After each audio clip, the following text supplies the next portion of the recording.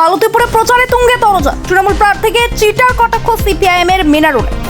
আসন্ন বিধানসভা নির্বাচন ঘিরে মালতীপুরের রাজনৈতিক উত্তাপ ক্রমশ বাড়ছে। এই কেন্দ্রে জোরদার প্রচারে নেমে সিপিআইএম প্রার্থী মিনারুল হোসেন কার্যত ঝড় তুলেছেন। শুক্রবার গড়হন্ড গ্রাম পঞ্চায়েতের বলিয়া ও সোনারাই সহ একাধিক এলাকায় বাড়ি বাড়ি প্রচার চালিয়ে সাধারণ মানুষের সঙ্গে সরাসরি যোগাযোগ করেন তিনি। মানুষের সমস্যা শোনার পাশাপাশি বেকারত্ব, দুর্নীতি ও উন্নয়নের অভাব নিয়ে সরব হন মিনারুল। প্রচার শেষে তৃণমূল প্রার্থী আব্দুল রহিম বক্সিকে চিটার বলে কটাক্ষ কড়া আক্রমণ করেন তিনি এবং দলবদল রাজনীতির সমালোচনা করেন। পাল্টা প্রতিক্রিয়ায় বক্সি বলেন, ভোটের দিনই মানুষ জবাব দেবে। জোট ছাড়া একাই লড়লেও ভালো সাড়া পাচ্ছেন বলে দাবি সিপিআইএম প্রার্থী। চতুর্মুখী লড়াইয়ে মালতীপুরের এবার হাই ভোল্টেজ পরিস্থিতি তৈরি হয়েছে। এখন দেখার এই আসনে শাসক দল দখল করে রাখতে পারে কিনা, নাকি বদলে যায় সমীকরণ। মালদা মালতীপুর থেকে শানু ইসলামের রিপোর্ট, নিউজ সায়েন্টিফিক।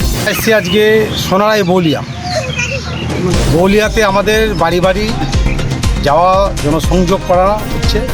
মানুষ চরম আশীর্বাদ করছে, দুহাত তুলে আশীর্বাদ করছে। কারণটা হচ্ছে দীর্ঘদিন থেকে এখানে আমাদের একটা গ্যাপ ছিল। আমাদের সেই গ্যাপটা আমাদের এতদিন থেকে আসেনি। তাতে আমাদের যারা পুরনো কমরেড ছিল এতদিন পর উৎসাহিত হয়ে কেউ কেউ গলায় জড়িয়ে ধরছে যে এতদিন থেকে আপনারা আসেননি কেন, আমাদের পার্টিকে দেখতে পাচ্ছি অনেকদিন পর, খুব আনন্দিত আছে।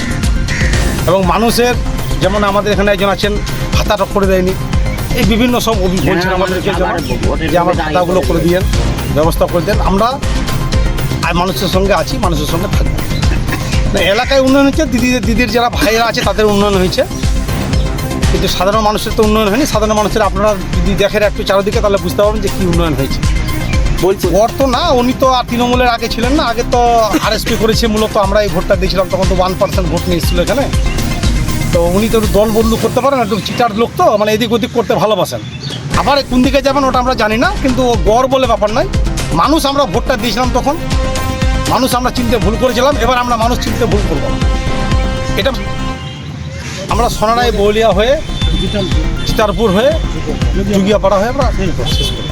বলছি তো আমরা 15 বছর পর আমাদের প্রতীকে যে ভোট পেয়েছি, এটা আমাদেরকে এখানকার লোক আনন্দ আফসোস করছে যে এতদিন পর আমরা আমাদের সিম্বলটাকে দেখতে পেলাম।